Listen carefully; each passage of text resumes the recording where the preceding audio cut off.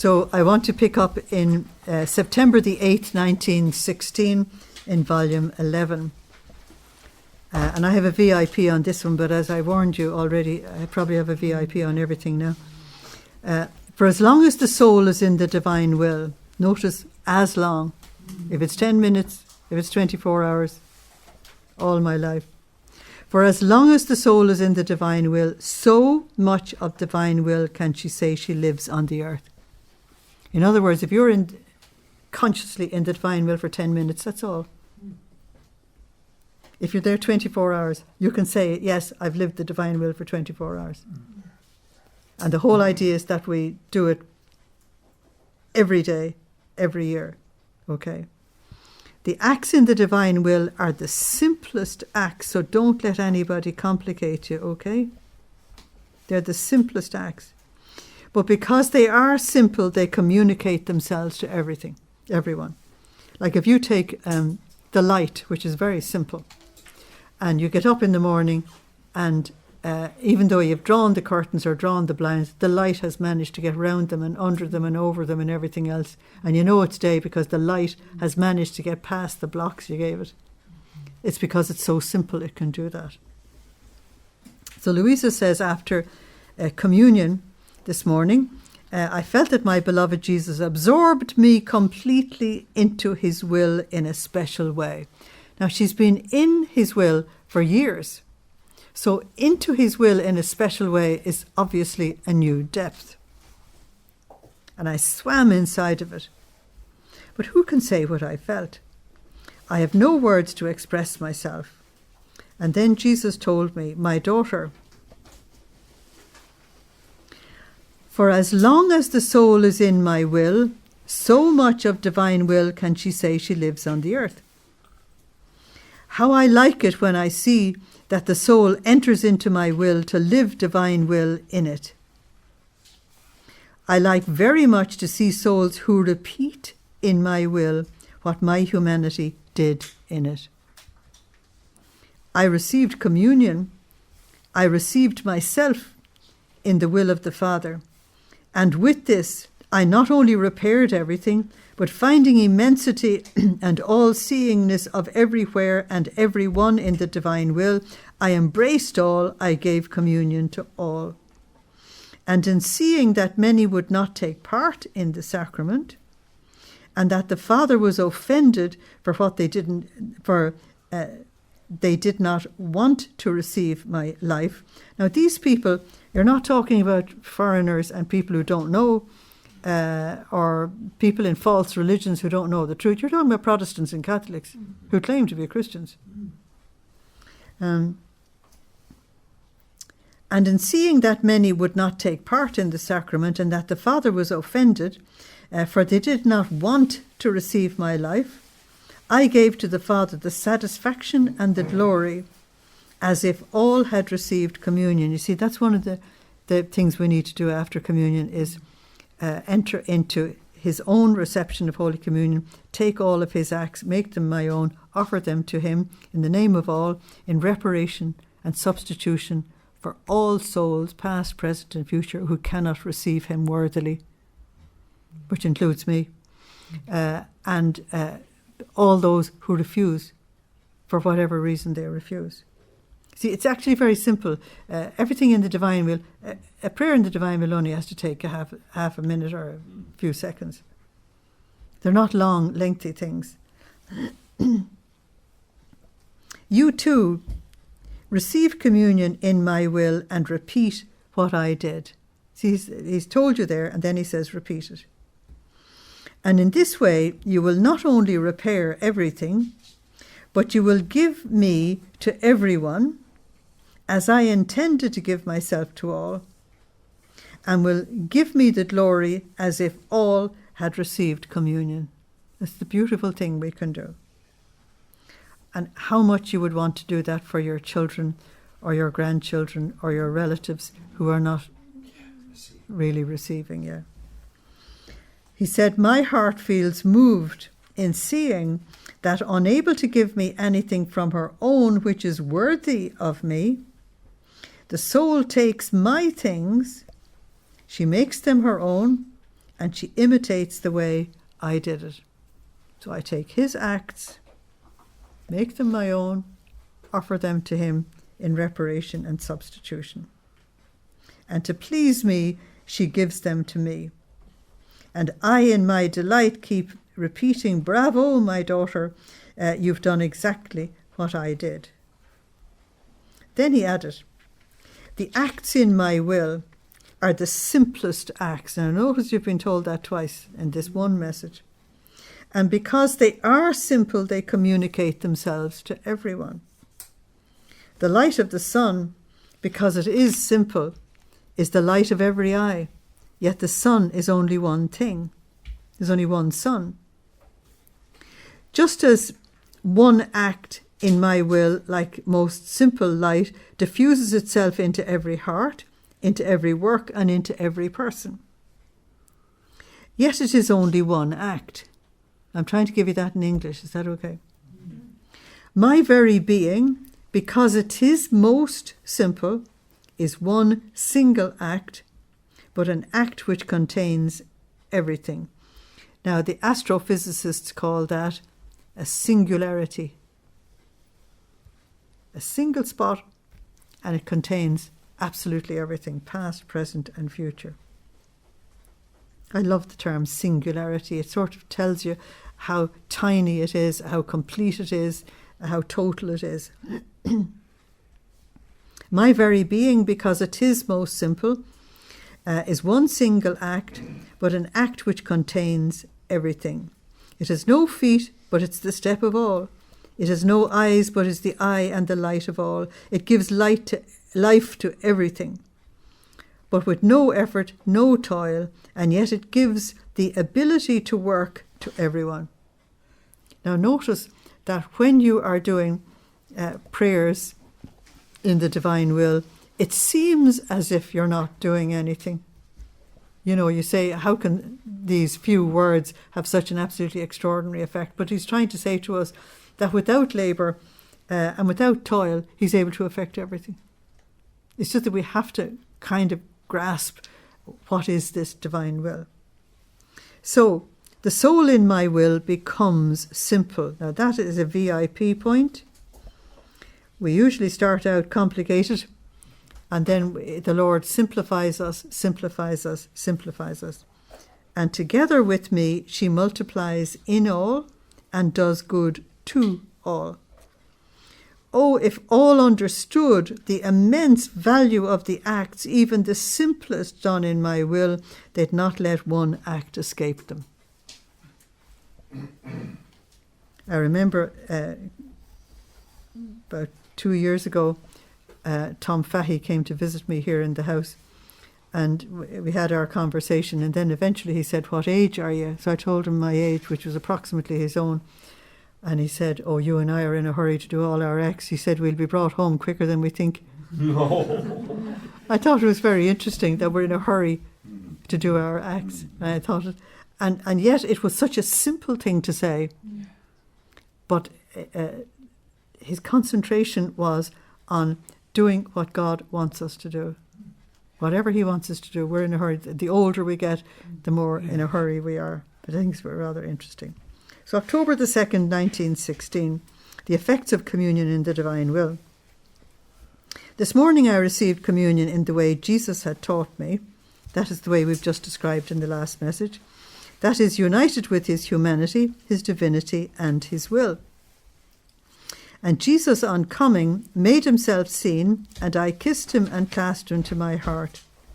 He returned my kiss and my embrace.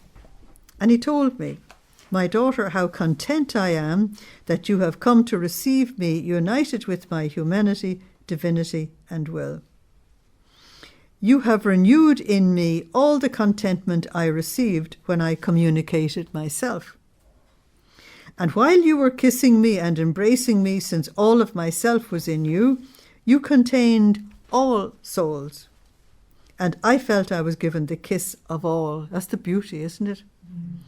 "And the embraces of all, because this was your will. And it was mine in communicating myself, to return to the Father all the love of souls, even though many do not love him."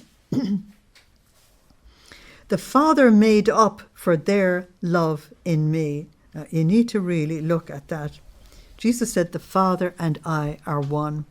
Okay, so I want to give you John 15:9. As the Father has loved me, so I have loved you, so you should love one another. And to me, it's in the divine will that you can truly respond to that. John 15:9. In fact, it's only at the level of the divine will that I think you can respond fully to, so you must love one another. The Father made up for their love for me, and I make up for the love of all souls in you. So what the Father did for Jesus, Jesus does for us. And we do it for all the others. That's your John 15:9. And having found in my will one who loves me and repairs me, etc., in the name of all, because in my will there's nothing that the creature cannot give me. Would you underline the nothing? There's nothing that you can't give him, because you'll find everything in him. I feel like loving souls, even if they offend me, and I keep inventing stratagems of love around the hardest hearts in order to convert them. Only for love of these souls, they're the souls in my will, who do everything in my will, do I feel as though chained and captured, and I concede to them the prodigies of the greatest conversions. Now, will you know about these conversions? Most likely no. It's not good for you to know. But you will know in heaven when souls will come to you and say, I'm here because of you. Yeah. So that's a very beautiful message there. October the 13th, 1916, I have a VIP on this as well. How the angels are around the soul who does the hours of the Passion. Look at that. Isn't that beautiful? These hours are sweet little sips that souls give to Jesus. So Luisa said, I was doing the hours of the Passion and blessed Jesus told me, my daughter, in the course of my mortal life, thousands and thousands of angels were the cortege of my humanity, gathering everything I did, my steps, my works, my words, and even my sighs, my pains, the drops of my blood, everything. They were the angels in charge of my custody and of paying me honour. Obedient to my every wish, they would rise to and descend from heaven to bring to the Father what I was doing. Now that's John 1:51, the ladder with the angels going up and down. Do you remember? John 1:51. Now, these angels have a special office, and as the soul remembers my life, my passion, my blood, my wounds, my prayers, they come around this soul and gather her words, her prayers, her acts of compassion for me, her tears and her sufferings. They unite them to mine, and they bring them before my majesty to renew for me the glory of my life. Isn't that fantastic? Now for that I want to give you Hebrews 1:14. The angels act as our servants on the earth. If only we would call upon them more. So that's Hebrews 1:14. The delight of the angels is so great that reverent they listen to what the soul says and pray together with her. I love that. So, with what attention and respect must the soul do these hours? Note that one. Thinking that the angels hang upon her lips to repeat after her what she says. Now, I love that. So I say something in one of the hours of the Passion, the angels are repeating it. In other words, the angel needs me to say it for them to be able to say it. They were not given it in their realm. We were given it in our realm. And so they need us to say it so that they can say it. So here you are on this level and the angels are there and we're joining together. I think it's beautiful. Wouldn't it help you to say the hours of the Passion? Yeah. So then he added, after so much bitterness the creatures give me, these hours are sweet little sips that souls give to me. But for the many bitter sips I receive, the sweet ones are too few. Therefore, more diffusion, more diffusion. In other words, tell it more people. Okay. So October the 20th, 1916, grace is like sunlight and it gives itself to everyone. I think that's beautiful, isn't it? I was fusing myself in the divine will, and the thought came to me of commending to it various people in a special way. Because we're always praying for people, aren't we? And Jesus said, my daughter, specificity, the big word, goes by itself even if you should not place the intention, any intention. It's very interesting. In other words, if you're talking about cups, you're talking about cups, not saucers. We need to actually be clear. Like if we're communicating with each other,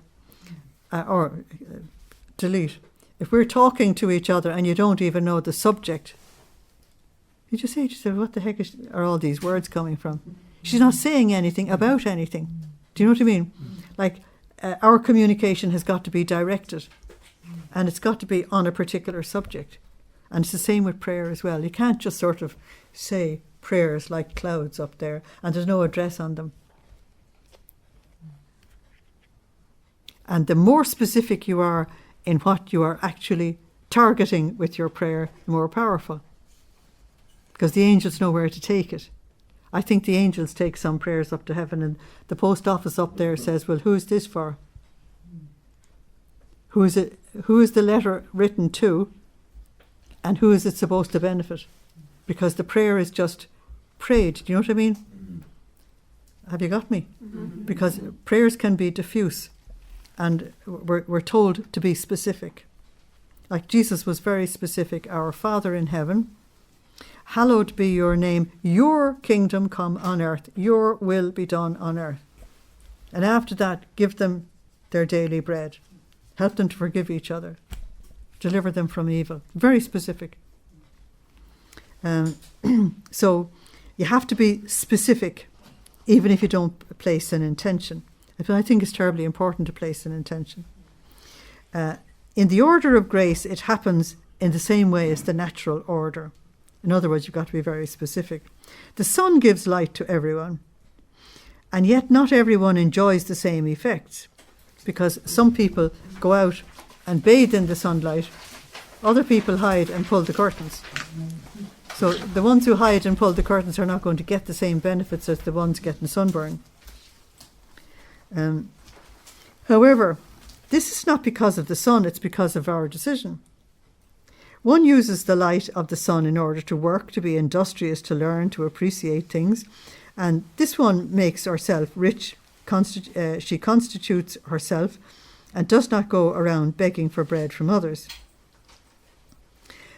Someone else keeps lazing about. These are the ones that only want sunburn, but they don't want anything else.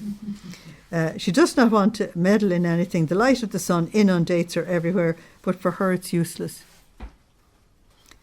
She wants to do nothing with it. Now, those of us who are teachers know it's very fascinating. I've noticed it on a secondary school level, even more particularly at a primary school level. When the sun shines, the children are all energy. I want to get up and do stuff. And if it's raining, they lose the motivation to actually work. And so the sunlight actually energizes them to do stuff. But if the sunlight makes us lazy, we're in trouble. So the second one keeps lazing about. Okay, she doesn't want to meddle in anything. The light of the sun inundates her everywhere, but for her it's useless, and she wants to do nothing with it. So there's the lazy bones. This one is poor and sickly because a sloth produces many evils. Now, sloth is one of the deadly sins. Oh, yeah. Yeah, sloth is one of the deadly sins. It produces many evils, physical and moral. And if she feels hungry, she needs to beg for someone else's bread because she's too lazy to do something about it herself. Now, is the light of the sun perhaps responsible for these two, or does it give more to one than to the other? Certainly not. Now, when I was reading this, I thought of the 10 virgins. Do you remember? So, Matthew 25, 1 to 13. Matthew 25, 1 to 13. Some of them were too lazy to get the oil and wanted to get it from the others in the end. So, Jesus says there's no difference between them. The only difference is that one takes advantage of the light in a special way and the other one does not. So that's Matthew 24:41. Now, the same happens in the order of grace, which more than light inundates souls. At one point, it makes itself all voice to call them, voice to instruct them and to correct them. At other times, it makes itself fire and burns away from them the things of down here. Down here is the earth, okay? The low level. That's the earth. And with its flames, it puts to flight creatures and pleasures from them. And that's the stripping. When the Lord allows stripping, that is that something, he allows trials and difficulties to get you to free yourself from things you're attached to. And with its burns, it forms pains and crosses in order to give to the soul the shape of sanctity it wants from her. Now notice that whether the grace is light and beauty or whether it's crosses and pain, it's the same gift that's coming from God, and God is infinite love, because both are to produce sanctity. Okay, so sometimes you need one and sometimes you need another. Sometimes grace makes itself water. This is number 3. Now, number 1 was voice, number 2 is fire, and number 3 is water. Sometimes it makes itself water and purifies her, embellishes her, and impregnates her completely with grace. But who is attentive on receiving all of these flows of grace? Who responds to me? And Jesus said, very few. And then some dare to say that to these I give grace for them to make themselves saints, and to others I do not, almost wanting to hold me responsible, while they content themselves with conducting their lives lazing about as if the light of grace were not there for them. Isn't that wonderful? Matthew 25:29. You did not give bread to the hungry. You did not, you did not, you did not, you lazy so-and-sos. Okay. So, then he added, my daughter, I love the soul so much that I myself have placed myself as sentry of each heart to watch them, to defend them, and to work their sanctification with my own hands. That's Ephesians 2:10. We are God's work of art. Ephesians 2:10. Now, if you just take that sentence by itself, there's no such a thing as coincidence. There's no such a thing as sort of accident. No matter who is responsible for what happens to you, God is working within you for your sanctification. Okay. And no matter whether it's a trial or a difficulty or it's something pleasant, it doesn't actually matter what it is. God wants it for you to actually grow in holiness. And if we get that, life will become an awful lot simpler for us, instead of saying so-and-so is responsible for this and so-and-so is responsible for that. So he says, I work their sanctification with my own hands. I think that's beautiful. So the shepherd is personally involved with the sheep. Okay, so I want to give you Psalm 23 for that. The Lord is my shepherd.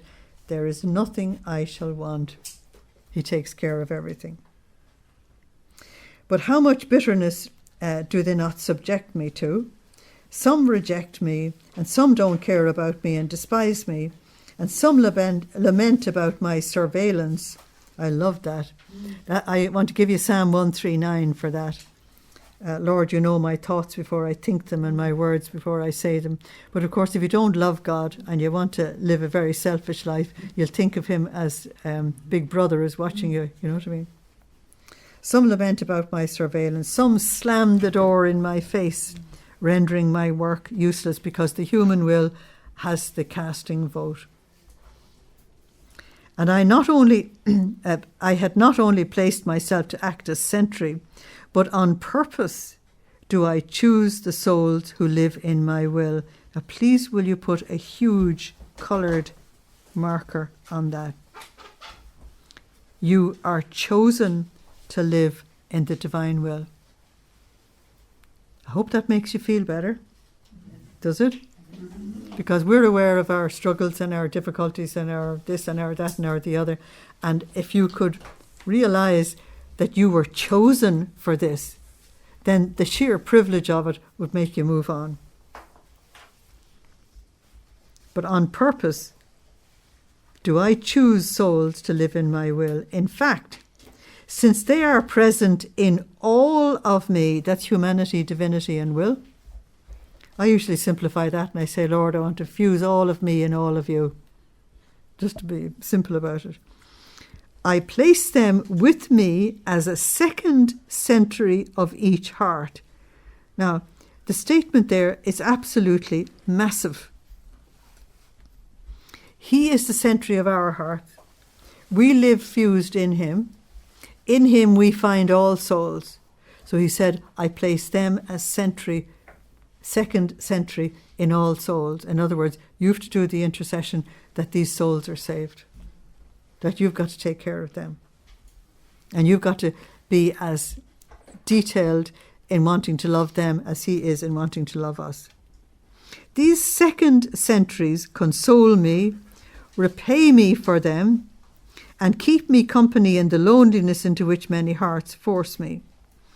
And they force me not to leave them. Now, I think that's an absolutely astonishing statement. In other words, if somebody is really, really rebellious against God, and someone like us sticks by those rebellious souls and says, no, I'm going to keep at this, you'll get there. Wasn't that something like Gregory with going to the father's grave? Absolutely. Absolutely. But also Rachel, who kept at Gregory for a number of years. Yeah. And she would not let go. Rachel is not her real name. Yeah. It's a name we put on her, meaning God's beloved. Yeah. But she kept after him and after him and after him, and no matter how he reacted negatively or anything else, and gradually she wore him down. And look what an incredible thing happened. You know, it's really that it's, if we could only get a handle on what will happen to somebody else if we don't give up, you know. There's a scripture now that's just come to my mind, and it's somewhere in Romans that St. Paul says that scripture is full of examples of how God helps those who refuse to give up. You know, full of examples. So these souls chosen in the divine will are the second centuries, and they console me, they repay me for them, for the other souls. They keep me company in the loneliness into which many hearts force me, and they force me not to leave them. Watch this. I have this in 2 colours to make sure that I understand. Greater grace I could not give to souls by giving them these souls who live in my will and who are the portent of portents. God couldn't give a greater gift to all the people on earth than people living in the divine will. Isn't that something? Yeah. So I think that's so important. I've given it 2 colours. So October the 30th, 1916, we have threats of scourges in Italy. Luisa said, I was lamenting with my beloved Jesus, for in these past days he would hardly come, and I would just barely perceive his shadow, and then he would disappear. And blessed Jesus told me, my daughter, how quickly you forget that on those days in which I do not come so much and I escape you, it's for nothing else but to give one more winding to the scourges. So there's your Amos 3:7 again, that God tells the prophet ahead of time. Now we're in the middle of World War I, okay, 1914 to 1918. And so Jesus said, things will rage more and more. Man has reached such perversity, he said, that it's not enough to touch his flesh to make him surrender. But I have to come to the point of pulverizing him. Isn't that absolutely amazing? So I want to give you Revelation 9, verses 20 and 21. Revelation 9. Therefore, he said, one nation will invade another, and they will lacerate each other. Blood will flow like water in the towns. They said it was the war to end all wars, didn't they? But it ended nothing. Even more, in certain towns they will become the enemies of themselves and they'll fight one another. In other words, civil war. They will kill one another and they will do things as though crazy. How much man grieves me. I myself cry over him. At the words of Jesus, I burst into crying, Luisa said, and I prayed him to spare poor Italy. But Jesus continued, Italy, if you knew how much evil she is up to, how many plots against my church. The blood she is causing to be shed in battle is not enough for her. She's thirsty for more blood, but wants the blood of my children and the blood of the primate.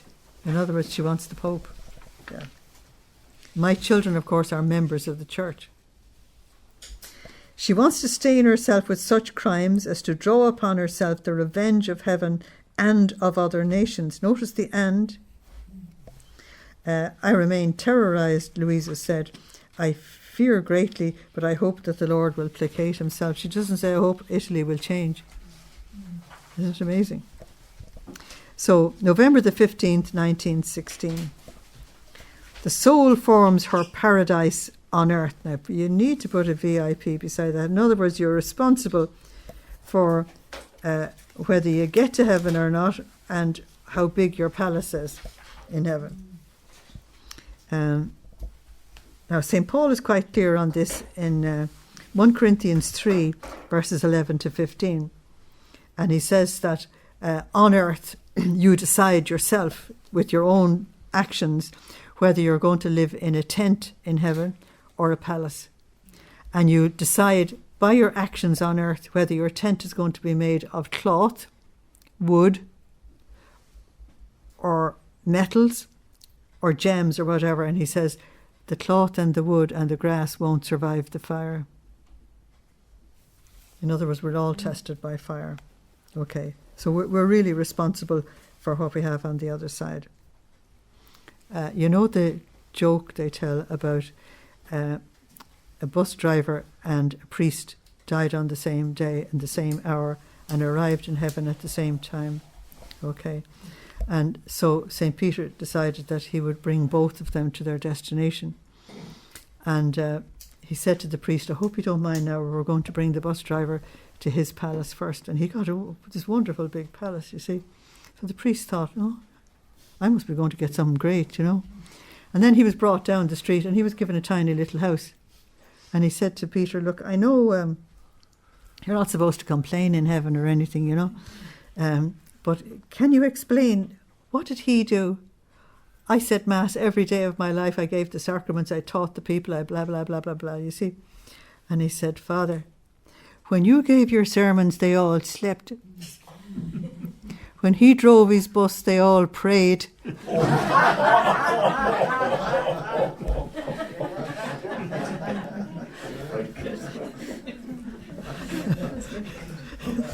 You get different palaces in heaven. I love that because it's not the answer you're expecting, is it?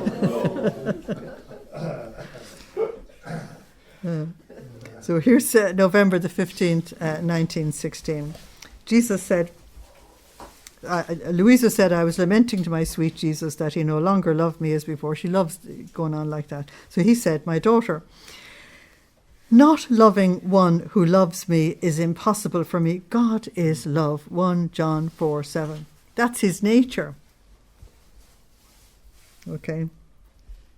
And Psalm 145, verse 17, God only ever acts out of love.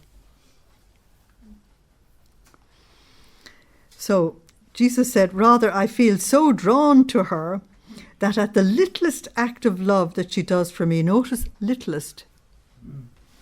He's not looking for great things. I respond with triple love. Why triple love? Father, Son, and Holy Spirit. Okay? And And I place a divine vein in her heart, which administers to her divine knowledge, divine sanctity, and divine virtue. Now notice this vein. That's like saying that the doctor has inserted a tube into you, which is feeding you the stuff that you need to receive. And this divine vein is giving divine knowledge, divine sanctity, and divine virtue. Now, it's divine knowledge that we need. We've lots of human knowledge. It's divine sanctity that we need. We have ordinary holiness, okay? And it's divine virtue. The more the soul loves me, the more this divine vein rises, and watering all the powers of the soul, intellect, memory, and will, the powers of the soul, it diffuses for the good of the other souls. I've placed this vein in you, he said, and when you lack my presence and do not hear my voice, this vein will make up for everything and will be the voice for you and for the other creatures. So that's that message complete. On another day, Luisa was fusing all of herself, as usual, in the divine and blessed Jesus, and he said to her, my daughter, the more you fuse yourself in me, the more I fuse myself in you. Would you put a big, big marker on that one? And do it as frequently as you can. So, it is on earth that the soul forms her paradise. According to how much she fills herself with holy thoughts, with holy affections, with holy desires, with holy words, with holy works and steps, so does she keep forming her paradise. So these are all the bricks to make your palace. To one more holy thought or word, one more contentment will correspond at the many varieties of beauty, contentment, glory, for as much good as she has done. 1 Corinthians 3, 10-15.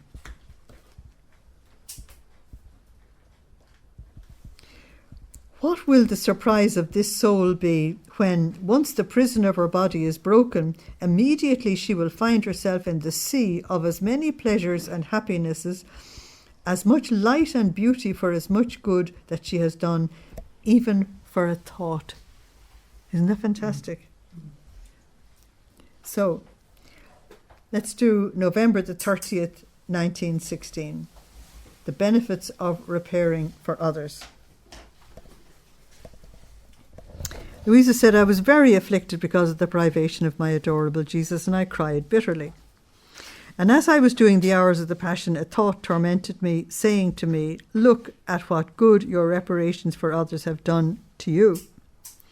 They've caused you to let Jesus escape you, and much more nonsense. That is nonsense. Why? Because he's within her all the time. And but blessed Jesus was moved with compassion, and he said, my daughter, you are my goad. My love is cornered by your violences. You don't need the S. Matthew 11:12 says that the kingdom of God suffers violence and the violent take it by force. Now, some people are just too lazy to become saints. They wouldn't be bothered paying the price. So they don't become saints. If you knew how much I suffer in seeing you suffer because of me.